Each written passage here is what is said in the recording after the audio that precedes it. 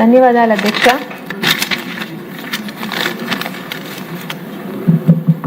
ఆంధ్రుల మనందరి అమరావతిపై ఈరోజు ముఖ్యమంత్రి గారు ప్రవేశపెట్టిన తీర్మానాన్ని బలపరిచే అవకాశం ఇచ్చినందుకు మీకు ధన్యవాదాలు అధ్యక్ష.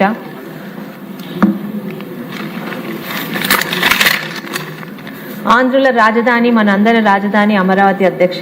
పేరులోనే తెలుగుతనాన్ని, తెలుగువారి ఆత్మగౌరవాన్ని, తెలుగువారి చరిత్రను తెలిపేలా రూపొందుతున్న మన అమరావతి అధ్యక్ష.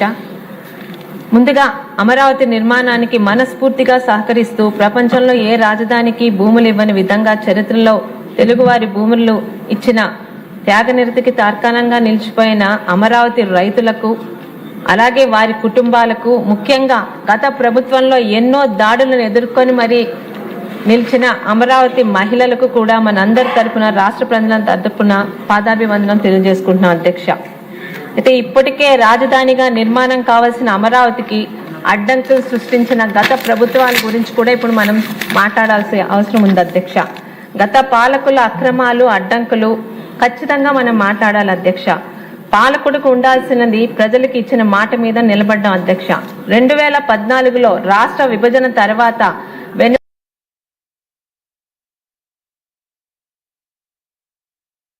తెలిసి కూడా మన నవ్యాంధ్ర నిర్మాణానికి మనకంటూ ఒక సొంత రాజధాని ఉండాలన్న మాట మీద నిల్చొని అప్పటి మన ముఖ్యమంత్రి గారు, ఇప్పటి ముఖ్యమంత్రి గారైన చంద్రబాబు నాయుడు గారు ఒక పాలకుడిగా తీసుకున్న నిర్ణయాలు అధ్యక్ష. రాజధాని లేని రాష్ట్రము సొంత ఇల్లు లేని కుటుంబం లాంటిది అధ్యక్ష.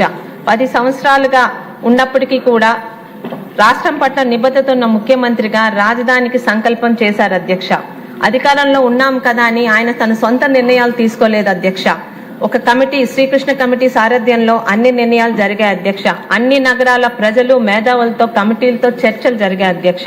విశాఖపట్నం లాంటి ప్రజలు కూడా, అక్కడున్న మేధావులు కూడా మాకు ఆ రోజు మాకు రాజధాని అవసరం లేదని చెప్పారు అధ్యక్ష. సశాస్త్రీయంగా జరిగిన అనేక చర్చలు, సమావేశాల తర్వాత అందరి ఆమోదంతో నవ్యాంధ్ర రాజధానిగా అమరావతిని నిర్ణయించాం అధ్యక్ష.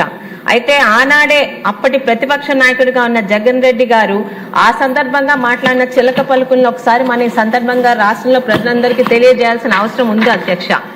ప్రతిపక్ష నాయకుడిగా సెప్టెంబర్ 4, 2014లో జగన్మోహన్ రెడ్డి గారు మాట్లాడిన మాటలు అధ్యక్ష, విజయవాడలో క్యాపిటల్ సిటీ పెట్టడం గురించి మేము మనస్ఫూర్తిగా ఆహ్వానిస్తున్నాం. కారణం ఏమంటే మన రాష్ట్రం ఇప్పటికే 13 జిల్లాల చిన్న రాష్ట్రం అయిపోయింది. 13 జిల్లాల ఈ చిన్న రాష్ట్రంలో ఒక ప్రాంతానికి మరొక ప్రాంతానికి మధ్య చిచ్చు పెట్టడం ఇష్టం లేక మనస్ఫూర్తిగా ఆహ్వానిస్తున్నాం అధ్యక్ష.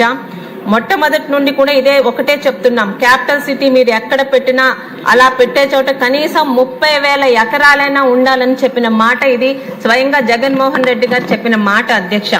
ఎందుకని చెప్తున్నానంటే 2014-19 మధ్య అమరావతి అభివృద్ధి మనం కట్టుబడి చేసాం అధ్యక్ష. అన్ని ప్రాంతాల నదుల నుంచి, అలాగే పుణ్య నదుల నుంచి నీరు, మట్టితో సేకరించి రాష్ట్రంలో అన్ని జిల్లాల ప్రజలందరి సహకారంతో ఆనాడే మన ప్రధానమంత్రి నరేంద్ర మోడీ గారు, సీఎం చంద్రబాబు నాయుడు గారు ఉద్దండరాయనపాలెంలో రాజధాని నిర్మాణానికి శ్రీకారం చుట్టారు అధ్యక్ష. శ్రీకారం చుట్టడంతో పాటు ఈ రోజు మనం ఉంటున్న అసెంబ్లీ ప్రాంగణాన్ని కూడా ఎక్కడో హైదరాబాద్ లో కాదు, మన అమరావతి నుండే మరి పరిపాలన చేద్దామని త్వరితగతిలో నెలల్లోనే పూర్తి చేసి సంపూర్ణంగా నవ్యాంధ్ర తాలూకా పరిపాలనని అమరావతి నుంచే మొదలు పెట్టారు అధ్యక్ష. రాజధాని 2019 ఎన్నికల సమయంలో ఈ జగన్మోహన్ రెడ్డి గారు ఆయన అనుచర గణం చేసిన మాటలు కూడా ఇక్కడ మనం ఒకసారి రాష్ట్ర ప్రజలకు గుర్తు చేయాలి అధ్యక్ష.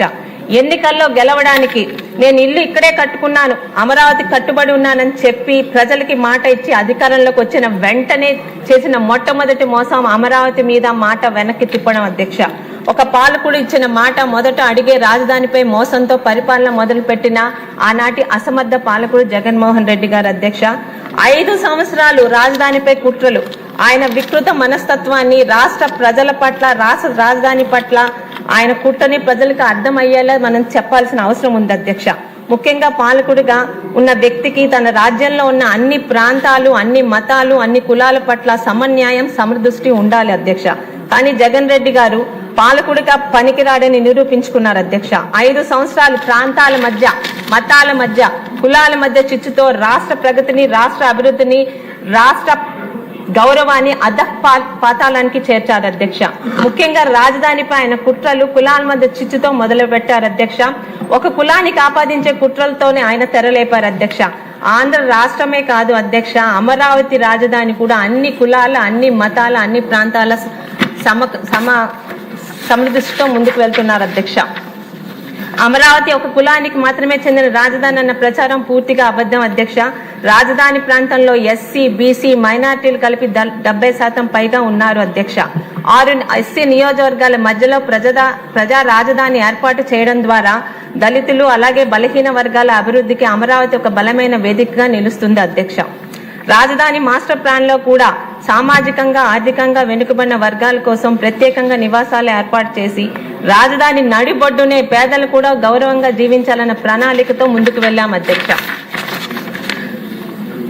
మంగళగిరి మున్సిపాలిటీలో అత్యధిక శాతం బీసీలు ఉన్నారు అధ్యక్ష. అలాగే అమరావతి 6 ఎస్సీ నియోజకవర్గాల మధ్య ఉంది అధ్యక్ష. అమరావతికి దక్షిణంగా తాడికొండ, ఉత్తరంగా పత్తిపాడు, నందిగామ, తిరువూరు. వీటి బట్టి అర్థమవుతుంది అధ్యక్ష, అమరావతి అన్ని వర్గాల వారికి, అన్ని మతాల, కులాల వారికి కూడా సమన్యాయంతో ముందుకు వెళ్తున్నాను అధ్యక్ష. అలాగే ఈ సందర్భంగా పెద్ద మనుషుల ఒప్పందాన్ని ఒక్కసారి మనందరికీ గుర్తు చేయాల్సిన అవసరం ఉంది అధ్యక్ష. 1956లో తెలుగు భాష ప్రాతిపదికంగా ఉన్న రాష్ట్రాల అన్ని కలిపి ఒక రాష్ట్రంగా ఉండాలన్న దీనితో కోస్తా, రాయలసీమ, తెలంగాణని కలిపి ఒక రాష్ట్రంగా, ఆంధ్ర రాష్ట్రంగా ఏర్పాటు చేశారు అధ్యక్ష. ఫిబ్రవరి 20, 1956లో ఒక ఒప్పందం చేసుకున్నాం అధ్యక్ష, పెద్ద మనుషుల ఒప్పందం. తెలంగాణ తరపు నుండి బురుగుల రామకృష్ణారావు గారు, కేవి రంగారెడ్డి గారు, మల్లి చెన్నారెడ్డి గారు, జేవి నరసింహరావు గారు, అలాగే ఆంధ్ర తరపున నీలం సంజీవరెడ్డి గారు, బెజవాల గోపాల్ రెడ్డి గారు, అల్లూరి సత్యనారాయణ రాజు గారు, సర్దార్ గౌతులక్ష్మి గారు ఉన్నారు అధ్యక్ష. ఆంధ్ర రాష్ట్రం ఏర్పాటైన కొత్తలో రాజధాని విషయంలో రాయలసీమ వారు కర్నూలు అనగా కోస్తా నాయకులు విజయవాడ, గుంటూరు మధ్య ఉండాలని ఆనాడే ప్రతిపాదించారు అధ్యక్ష. దానికి కారణం విజయవాడ, గుంటూరు మధ్య మొత్తం రాష్ట్రానికి మధ్యలో ఉంటుంది. అలాగే కృష్ణానది నీటి లభ్యత రాష్ట్రానికి మధ్యస్థంగా ఉండడం వల్ల, కానీ ఆ రోజున్న పరిస్థితుల వల్ల, తెలంగాణ నాయకుల ఆధిపత్యం వల్ల